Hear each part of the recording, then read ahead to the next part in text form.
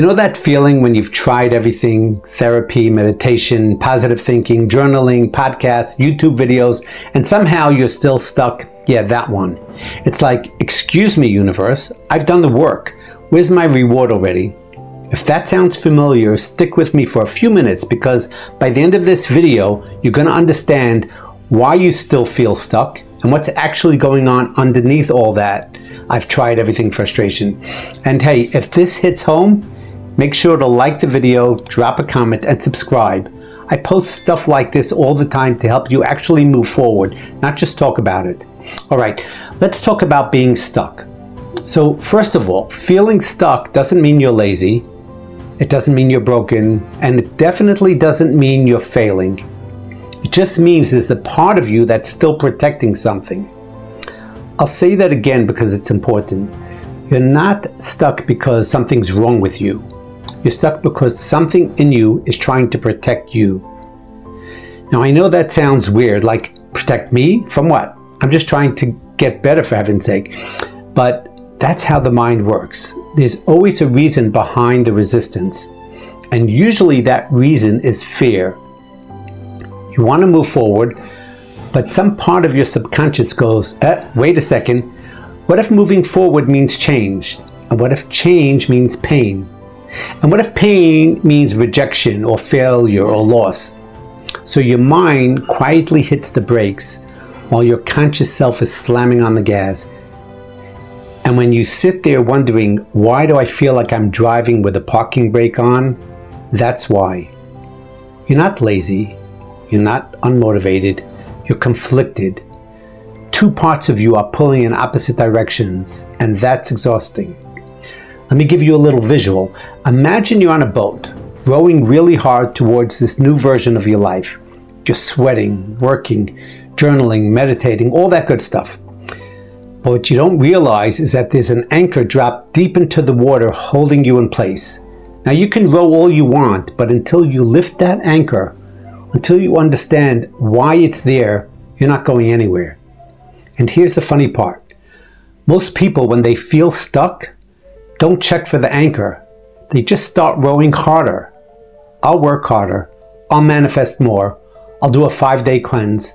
I'll watch 47 motivational videos. And they get tired, but they don't move. Because the problem isn't the effort, it's awareness. So what is that anchor really? It's usually some old story, something that got planted way back, maybe in childhood, maybe in a past relationship, maybe from someone's careless words, and it became part of your internal wiring. Something like, I don't deserve happiness. People always leave me. I'm not enough. If I let go, I'll lose control. And even though logically you know those things aren't true, your subconscious doesn't deal in logic, it deals in emotion. So it quietly holds on to those stories because it thinks they're keeping you safe.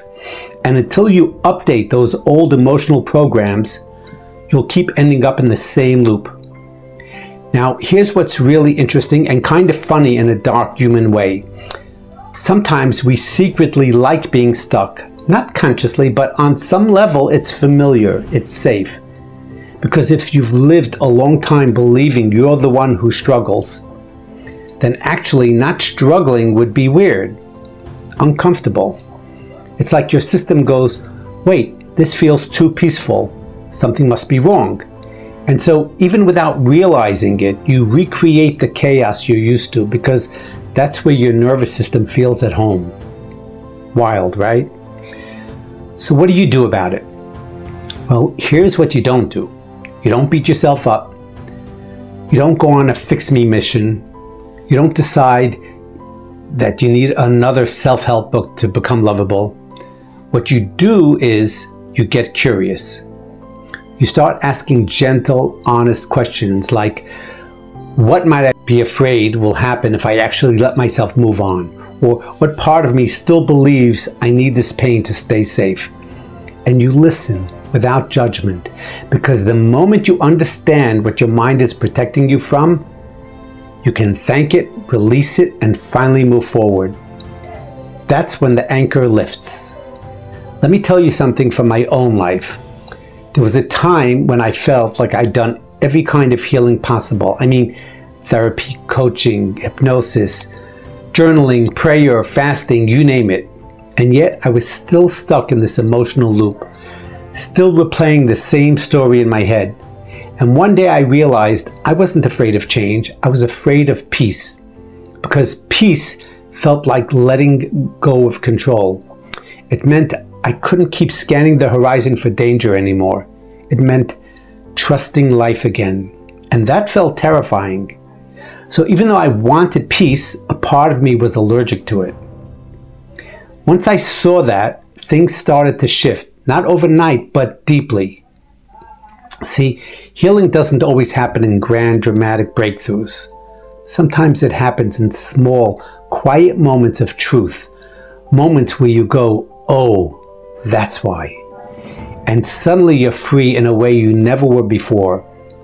So if you feel stuck, please don't see it as failure. See it as an invitation. It's your mind saying, hey, there's still a part of me that needs your attention. I'm not resisting you, I'm protecting you. Now, let's talk about the illusion of I've tried everything, because that one trips up a lot of people. Because if you've truly tried everything, you wouldn't still be searching for answers. You'd either be completely at peace or completely done trying. So the truth is, you haven't tried everything. You've just tried things that fits inside your comfort zone. Maybe you've tried everything that lets you stay busy, but not the ones that makes you feel vulnerable. Maybe you tried everything mentally, but not emotionally. Or maybe you've tried everything alone, but never let anyone really see you. That's where the shift happens, outside the circle of what feels safe. And here's the thing, you don't have to do it perfectly. You just have to be willing to face the part of you that's scared, willing to sit with discomfort for a bit instead of running from it, willing to say, okay, maybe I don't need to keep rowing, maybe I just need to lift the anchor. Because the moment you stop fighting the stuckness, it starts to loosen its grip. And listen, I know what it's like to feel tired of trying. You get to a point where you're like, if one more person tells me to just let go, I'm gonna throw my crystal across the room. I get it. But sometimes letting go isn't an action, it's an understanding. It's when you finally see that you don't need to force yourself out of the mud. You just need to stop thinking the mud is your fault. Because once you stop blaming yourself, you can start freeing yourself. So if you're still stuck after trying everything, maybe it's time to stop trying so hard and start listening instead. Listen to what your body is saying. Listen to what your emotions are trying to tell you.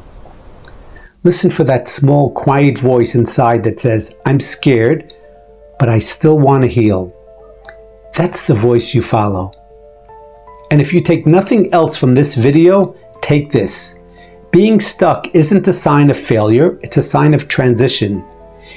It's the moment before the breakthrough, the cocoon before the wings, the pause before life shifts. And trust me, it will shift. Not when you push harder, but when you start working with yourself instead of against yourself. If this spoke to you, if something in you went, wow, that's me, then don't just click away. Do something small right now. Write one sentence in the comments that starts with, I think my anchor might be, and finish the sentence. You'll be amazed at how much clarity comes from naming it. And if you want more videos like this, subscribe, hit that little bell, and keep growing with me, because you deserve to move forward. You really do.